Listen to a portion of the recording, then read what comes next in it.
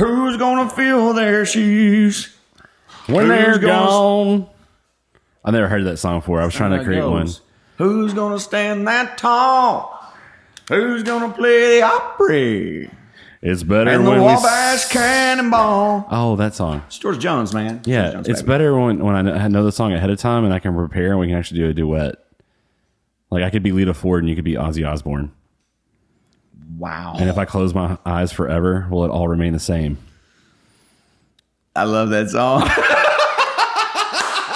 I love it. This is the Everything I Know podcast. I'm your host, Jamey Whitley, the funny real estate guy, here to talk to the man, the myth, the legend, the one, the only. He actually told me to call him Mr. Greene today, SrVerde. That's good. That's good. That's good stuff. Welcome back, my friend. Yeah, I heard you. I pulled up in the car with the soft top, and I heard you say, Scott just pulled up. And I was like, it's Mr. Greene. You That's motherfucker. funny. No, well, before you got here, I called you Mr. Early. Yeah. But we're both always late, so Dude, it's okay. you know why I'm late today? Why? I'm 35 minutes behind today. You want to know why? Why? Because of the cult of Starbucks. And it is a cult. We have free Starbucks. coffee here that you pay for. Here's the deal. Where's my mic going? Every couple of weeks. So today's episode is about passive aggressiveness. Wait a minute. It's not really. It's just that I'm thinking above. I'm like, okay, here we go. Oh, there we go. Everybody got my mic back. See, it was not plugged in right. No. So every other Friday is coffee with Dad Day with my daughter, who's 13. Yeah. She has it on my couch. Thank you so Gracie. very much. By the way, Gracie Seguin. she has a great voice. Gracie Seguin, everybody. I'm okay if she replaces me for the voiceover part. Yes. She did it a while ago, and it was really, really good.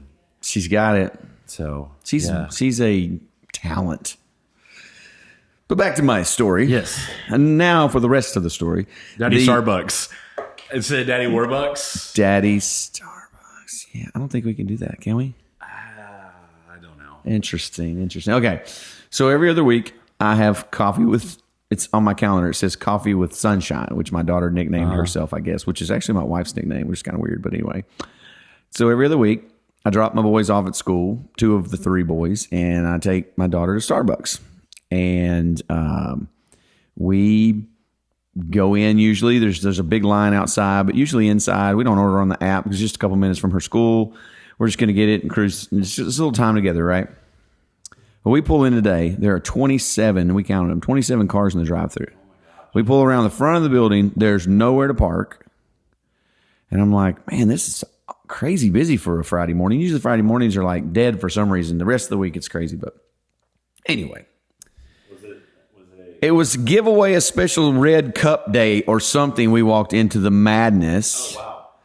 So much for social distancing. Just saying. Everybody had masks on. It was super cool. There were like 12 baristas back there slinging ice and milk and coffee. It was nuts. And they were like, okay, it's going to be about a 20-minute wait. We were like, ooh, okay, that's cool. 35 minutes later, they finally call us for the first drink of 3 that we ordered. Oh, my God. Because she was a special day for her today, and she had purchased a friend a drink, and we were taking her a drink. And I got I don't usually get one, but I got a cafe mocha and stuff, so it's kind of funny. But anyway, well, that set me back this whole morning 35 minutes because it's usually like in and out. Yeah. They're usually really fast. In and out. So I had an 8:15 meeting. I didn't get there till 8:45. The 8:45 meeting ran over because we had to talk business. We had to get it done. Again, then I had to go do my thing to, get refreshed and ready for the day and then get here. And then it's been compounded. So we were supposed to start at 10 and we started at 10:40. Yeah. It's crazy. I got to be gone by 11:15. But we got plenty of time. Oh, yeah. I heard that today's topic is on point and it's like, bam. And I cannot pair my Apple Watch to my new phone. I've been trying for 3 days.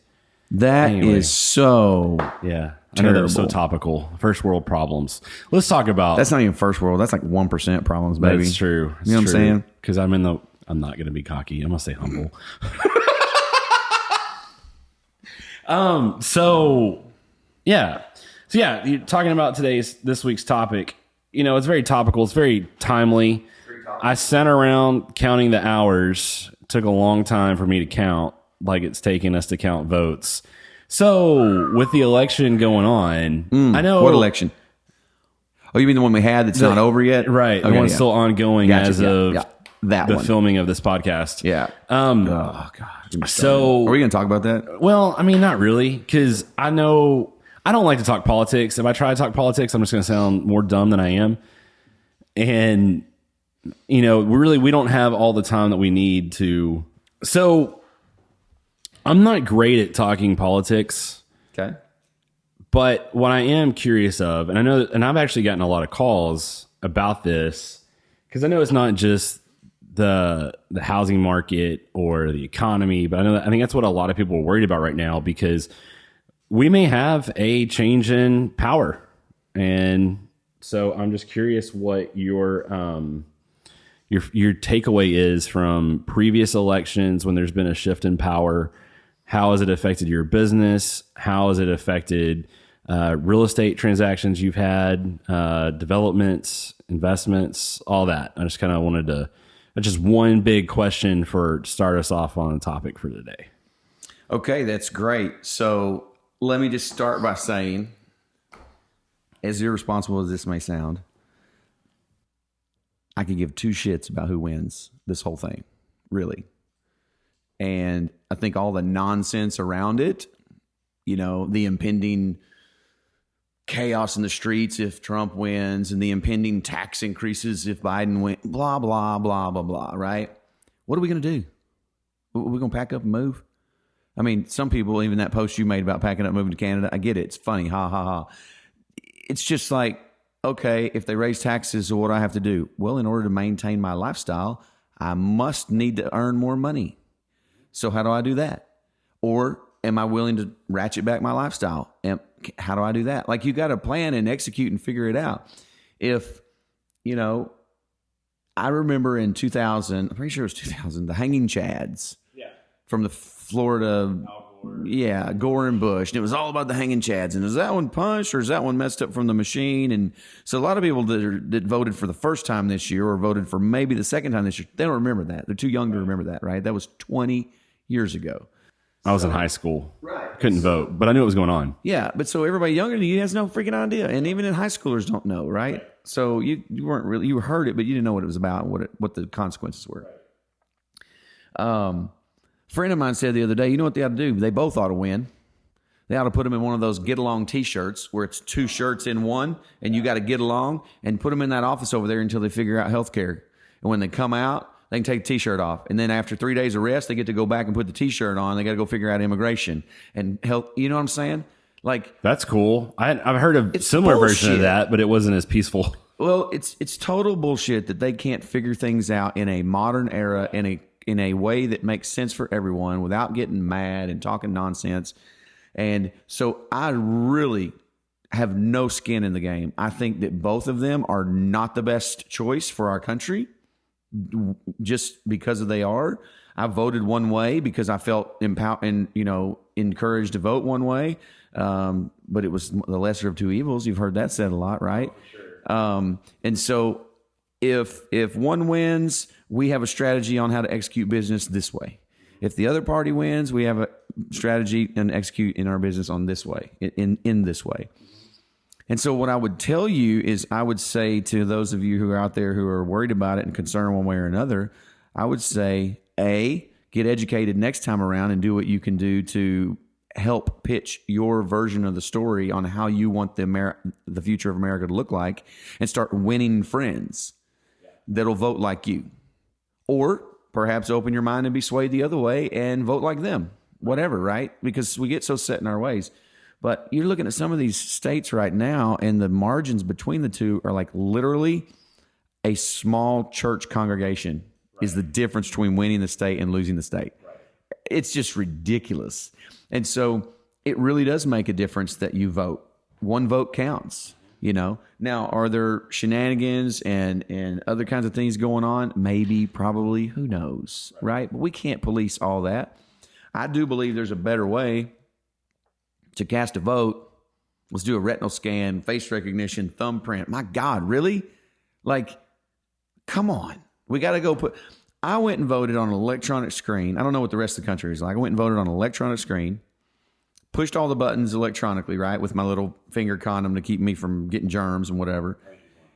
It printed a piece of paper, They took the piece of paper from me. They put it in a machine that scanned it, and then they dropped it in a box. Yeah. So it went from digital to physical, back to digital, and I'm assuming that was the trash. I have no idea, but it struck me odd that it took me, I didn't have to wait in line, thankfully, because I voted early, but it took me probably 30 minutes to do the whole thing. Right.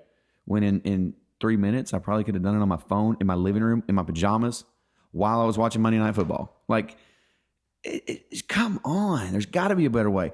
And I know there's a better way because we have all these other services and all these other things in the private sector that do things well.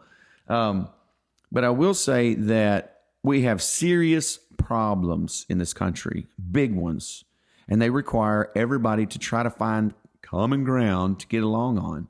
And if we can find that first to get, like, you shouldn't murder people, that's common ground. Right. Let's come together on that. You shouldn't molest children. Hey, that's common ground. Let's come together on that and work from there and check off all the boxes first that are common ground and then get to work on the hard ones. Well, why don't you want universal health care? Well, here's why. Well, here's why I want it. Okay.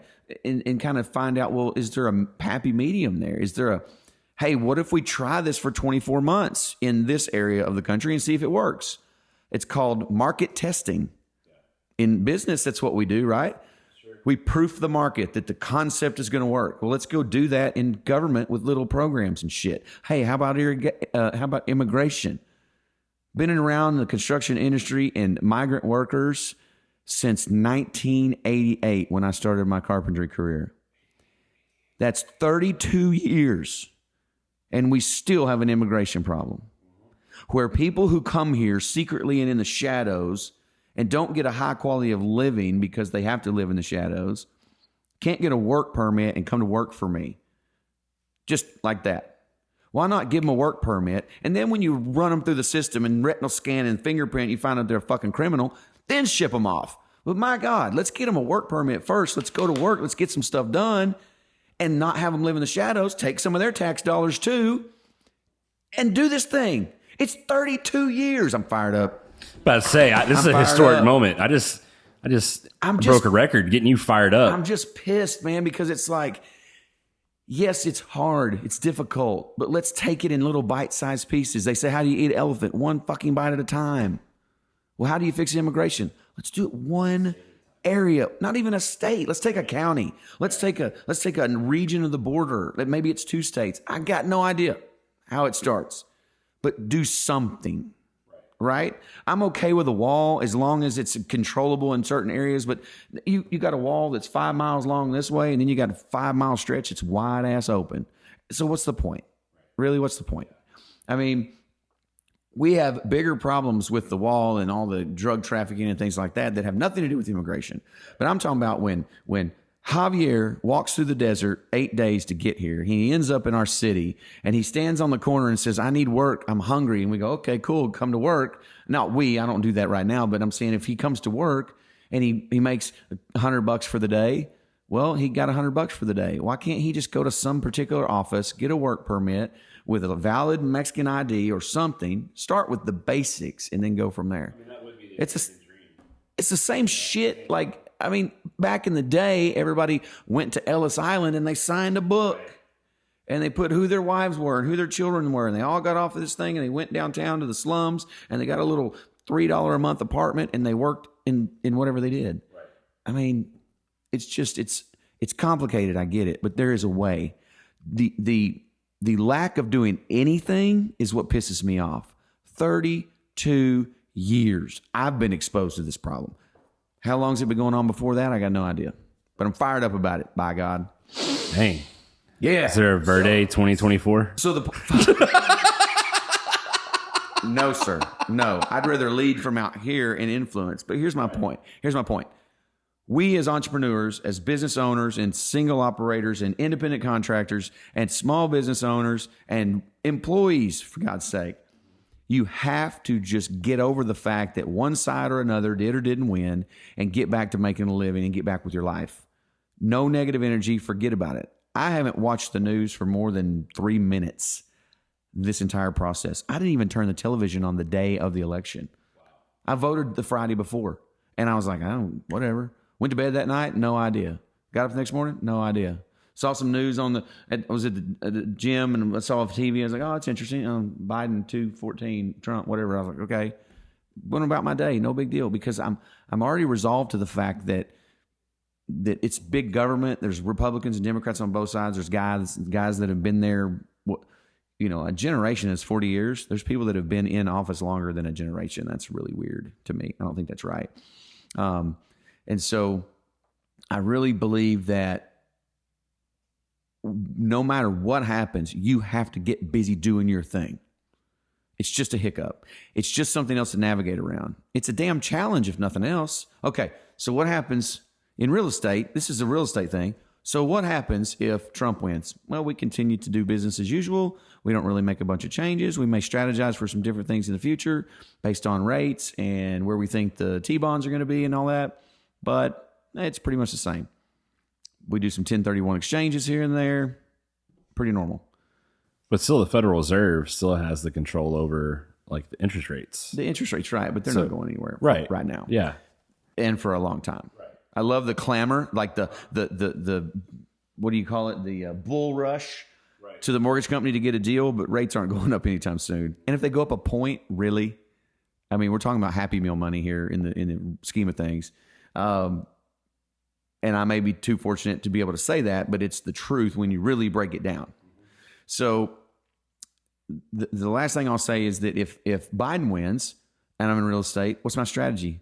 Well, I'm probably not going to 1031 exchange because that may go away. I'm probably going to look for more long-term investments. I'm going to sit on stuff. I'm just going to change the playbook. I'm going to draw from a different set of plays and strategies and stuff. But I'm not going to lose because I'm a smart go-getter, hustle, grind it out. Is it going to hurt? Maybe for a season, but let's go. Right. So I just want to encourage everybody to just straighten up, chill out. Let's do this. We need to post this today. Like, just edit it and go. Just take a extremely deep breath, release it all, and get back to work. Right? Yeah. Let's get back to work. All right. Yeah. Cool. And then what? Is that it? I'll go ahead and just put it out there. I mean, there's a lot of people too that are afraid of, with the political change, that we're going to have another shutdown, especially as high as COVID cases are right now, which I'm about to go get COVID tested, by the way. Not because I have symptoms, because I'm actually performing tomorrow night for the first time since March. Wow, man. Yeah. That's crazy. I mean, how do we prepare for another shutdown? That's a whole other question. However, I'm not okay with these massive shutdowns that blanket areas where there are no cases or limited cases or subdued cases. Like, I really think that it not only needs to be a state by state issue, but it should probably be a county by county issue. You know, like, why shut down Smith County if it doesn't have near as many percentage of cases as Dallas County, and Dallas County may be running rampant, and the county judge there or the people in charge there say, yeah, we got to close things down. I get that. That's probably logical. It hurts, there's no doubt. But there are still ways to earn a living and make money when things are shut down. A lot of companies have moved to going to working from home. We did a lot of work from home when we were, this office was shut down for a season. We did a lot of work from home, and everybody eventually came back. We did protocols of sanitizing and hand washing and had soap and sanitizer and wipes everywhere. I mean, we were really diligent, went through cases and cases of Lysol, to spray things down. We made it through. The thing to remember is that even if it's shut down, there's got to be something. There was a ton of home food deliveries. It's not fun if you're you got $100,000 a year job and you got to go to delivering pizzas 3 days a week to supplement your income. That's no fun. But what's the alternative? Yeah. Miss a house payment? Right. Lose your car? Right? Like, that doesn't compute to me. It's like, it's cold now. Split some firewood. I'll get you riled up. Sit down on the side of the road and sell some firewood. Like, I'm just not the person, dude, that's going to sit home and go, oh, well, my bar closed, so they laid me off and I've got to go home. No, dude, go do something else. No, lady, go do something else. Just find something. Right. Get really creative. And it may be a really good time for people to start chasing their passion. get extremely lean on your budget and things that you're doing financially. Prepare for that. Like, if there was another shutdown, did you spend the last 3 months preparing for one? Might be too late now. Right. But you got 2 months. You know, the president doesn't get in office until January, right? They're sworn in January. You got 2 full months. Get after it. Aggressively plan. Liquidate some stuff. Get on Craigslist and sell some stuff. Garage sell some stuff. I don't know, man. I just know that for me, when things get ugly, I get aggressive. And nobody gets in my way. I'm going to earn what I need to make it. Things get ugly, I get aggressive. That's the quote of the day. Yeah, when things get ugly, I get aggressive. Well, you know, I don't want people to resort to violence. I don't want people to resort to self-harm, and mental illness is rampant. Of course, we know that. We've talked about that recently, but I've heard of multiple life-ending situations just in the last couple of weeks. Young people. And it's just like, are you kidding me, man? Like, it's tragic as hell. And so that weighs on a lot of people's minds, you know? But I just, man, I don't know if I've just conditioned myself to be mentally strong or if I just don't give a shit and I'm just going to go. Like, no doubt, SrVerde would be delivering pizzas. I'd be finding a restaurant that was open and I would try to be doing something. I would go split firewood. I would go find somebody digging a ditch somewhere and say, can I help you? I've got 10 shovels. Let's do this, right? I'm just not going to sit at home and milk up the nonsense. And the first thing I'm going to do is turn off my damn cable because it's probably $100 a month, or my Hulu or my Disney Plus or whatever. I'm going to quit watching television. I'm going to go get busy, create some sweat. Right. How much does it cost? I mean, how much can you get paid for splitting firewood? So firewood goes for about $180 a cord. For good dried seasoned firewood. So it's a little too late to do the seasoned wood, but you could at least split it. And some people like to mix green wood with their seasoned wood because it burns slower because it has to evaporate the moisture before the wood burns. It does create a lot of creosote in the chimney, so it needs to be cleaned out. But if you burn it outside, it doesn't matter. So I just had visions of Rocky IV going through my head. Like I'm hearing if it's when it gets ugly, I get aggressive, and I went Rocky IV, and you said split firewood, and I feel like the sign. So I'm like, I'm gonna make some side hustle splitting firewood and getting jacked. I'm telling you, man, I hand split firewood when I was down and out in the 90s and couldn't find carpentry work, and it was the dead of winter, and I was like, I saw a tree that somebody had cut out of their yard, and I was like, can I have that? And they were like, yeah. I got their cut down wood. Then I started thinking, well, I'm going to get some cut down wood and split. I split it with a hand maul. And if you don't know what that is, look it up because it's a sledgehammer with a pointy end. And it's a son of a bitch. I always wondered what that was called. Yeah. So first you split it, you know, with a hand maul, get it drove in the top. Then you take another hammer and bang it until the wood cracks open. If it's green, it takes a lot more work. If it's dry and it's cut just right, you can split it and boom, it's over. Most things that are green take a lot more work. Yeah, thanks a lot. But so it's just like, I mean, go take your next paycheck and buy a leaf blower and go blow leaves for people on your street or down the street or in a different neighborhood where they have trees. And just say, I'm just trying to make a living. I'm just trying to get out here and do stuff while we're shut down. I'm a regular such and such, and then my job's closed, and I just got to make money to pay my bills. Can I blow your leaves? You know how many people are going to tell you no? A few. You know how many people are going to go, damn right. That's the American way. Here, son. Here's $30. Blow my leaves. Seriously. Even if they had their own leaf blower. Yeah. Because it's the ingenuity and the drive behind that. I'm not going to quit shit. People get behind that. Your wife's a baker. She can bake some cookies. Bake some damn cookies and try to sell them. They don't even have to go to the store. Like, I don't know. I just don't know. But it's like, drives me nuts. Just go do something. And if it's like, if people have been listening to us all this time, thank you. But one, you also should know already that you shouldn't wait till the shutdown happens to make your plan. That's why I said you got 2 months. That's right. If there's going to be a shutdown based on a regime change, you got 2 months. A little more than 2 months, right? Yeah. The 20th or something in the end of January. So, but even if it happens tomorrow, you got a day. Even if figure it out. You got a day to sit down and strategize on paper. All right, here's what our budget looks like. We got to cut. We're going to save ourselves $500 a month by cutting these items. Just do it. You know, it sucks. You got a car you can afford. If it's with finance with a car company, you're kind of screwed. They're not going to take it back. But if it's finance with a local bank, you can go to the local bank and say, "Hey, look, I can't make these payments," and you can take it back, and I can walk to work or Uber or get a bike, but I just can't make these payments. And most local community small banks will be like, "Let's put you on deferred payments. We'll help you out. We'll do what we can," because they don't want your fucking car. They want your money. You don't have any? Ask. Don't answer no for the other party without asking the question, right?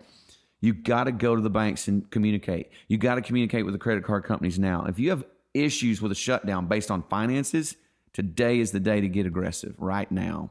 And then what did I say? What did I learn from the first shutdown and from COVID hitting in 2020? I learned that I wasn't prepared financially to run this organization the way I thought it needed to be run with that kind of shutdown, with that kind of momentum loss, with that kind of deficit income production. So I had to get really aggressive on how we plan for the future. So I didn't have it all figured out either. It scared the shit out of me. We had to make some changes, and we have, and we are. And we're going to continue to make those and get stronger and stronger and stronger. So every individual, every couple, every small family, young family, and small business should be doing the same thing. Because we could have another COVID tomorrow. It could be something else. It's not necessarily the government's job to shut us down. We could get shut down by something completely different, you know? So don't wait for the emergency. Plan ahead. Plan and strategize. Wow. Cool concepts. That was really good. That was 2 questions, and that was a lot of material for 2 questions. How long did we go for 2 questions? It's 11:11. Make a wish. Well, I mean, it's 11:11, but still you got to make a wish. What would you wish for right now? I wish we had the rights to If I Close My Eyes Forever. With the rights to sing it? No, just to play it right now. Just to play it right now, yeah. Yeah, that'd be nice. Yeah, that would be nice. I don't know, man. I just wish everyone out there like health and happiness, and you know what I really wish? I wish everybody could just taste the fire in my belly. Like literally, like not in a asshole. Like get a taste. Like just taste the way that I feel for 30 seconds. Especially if you're like one of those people who has anxiety and feels depressed. And I just want you to feel like I'm in go mode, like high octane fuel, ready to get after it. Yeah. And all this stuff happening in the background, I don't even think about it. Right.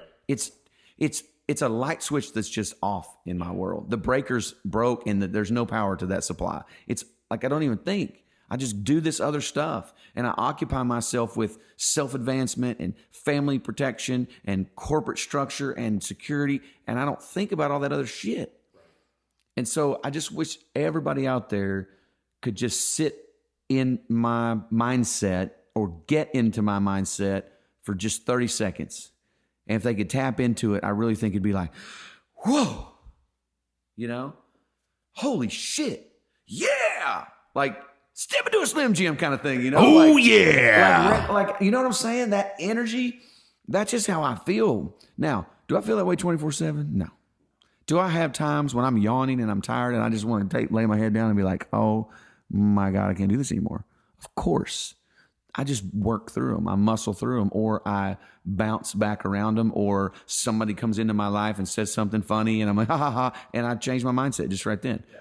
But you know, that's what I wish. I wish everybody could tap, because I know it's not natural for people to be this fired up and this motivated. I know it's not. Right. But it's contagious. It is. I believe that. It is contagious. But it's just like, that's really what I wish, that everyone could feel that just for a minute and feel that. I tell you what I think it feels like. I think it feels like the moment when they call your name and you've won an award. Like I've won some awards as a kid and maybe as a young adult, little stuff. And that's a good feeling. But like when you win an award, like a national or a big like Pulitzer Prize or an AMA or some Oscar or something, I bet that just feels like I feel inside. That's what I imagine anyway. It's like this surreal pump, like heart, you know. And I wish everybody could kind of feel that and feel the confidence and the drive and the fire that I have, just long enough that they know it actually exists. It's not bullshit. And then now they have to got to get it again. They got to find a way to get it again. I've tapped into it. Now I got to I got to touch it every day. Like I got to have that. And it's not addicting. It's encouraging. It's like, I'm not going from high to high to high, chasing every book writer and seminar and hot podcast of the moment to try to get my fix. I'm fixed on what I'm doing, and that's my fix. Right. And so I want people to feel that and tap into that. And once they tap into it, figure out what triggered it and go do it again. Figure out what triggered it and do it again and do it again and do it again and do it again. And never, regardless of who's president, governor, just go. And do it for your own good. Do it for the good of your family, your peers, your network, your employer. I mean, if you're just an employee, absolutely noble position, just be an employee in a company. Be that fired up for your employer and your coworkers and everybody. You know, it does have its dark moments because it does fade. And there's some pretty dark times when you get in that quiet headspace and you doubt and you self-doubt and self-deprecate, stuff like that. But they don't last for very long. They're not weeks and days. They're like minutes and hours maybe, you know. But, yeah, get fired up. I've only had like 2 cups of coffee. I'm just saying. That's pretty good. I'm fired up. Sweet. I'm going to go make a deal now. I got a lunch meeting. You've come from those places, though, and you've felt what I'm feeling. Oh, right? yeah, for sure. So you know it's real. Yeah. It's not hype. No. Like you've tasted it. Yeah. In the last 12 months. Yeah. You went from kind of humdrum to whatever existence to like, yes. Yeah. Right? So tell them it's not bullshit. It's for real. It's not bullshit. It's for real. That's right. It's not a drug. It's not a drug. It's just, it's the energy, man, just coming out of you that's like. You know what it tastes like? I don't know. I want to know the answer to this. Success. Maybe, yeah. Success. That's a good way to end that one. Yeah. Good times, man. Well, those are 2 powerful questions. And then the wish was a third. So that was a lot of stuff in a short amount of time. It was. We packed it in there. We did. So, yeah, awesome. Well, that was a good episode. I don't know why all of a sudden we wrap these up. I go like BBC. This is the BBC World News. We're the NPR Public Radio. That was a great podcast. Yeah, we always say thank you because it's important. I wish there was 100,000 views and not 53 or whatever. Well, you know what? I'm going to go back and count them. I'm going to go back and count them, every single one. I'll see you in 2 weeks. Yeah. This has been the Everything I Know podcast. Subscribe on all platforms where you platform. Wherever you platform. That's actually funny. I like that. Well, we need that on a t-shirt. Where do you platform? Yeah. Oh, that's good. Yeah. Yeah, right? Yeah. Okay, well, I'm appreciative. I'm thankful. Share this video if it fired you up with 100,000 people, and I will let my hair down in the next episode. There you go. I said it. Oof. Get ready. Whatever number next episode is, it's the hair down episode for both of us. For both of us, yeah. Awesome. All right. Peace out, everybody. Chill and have a great one.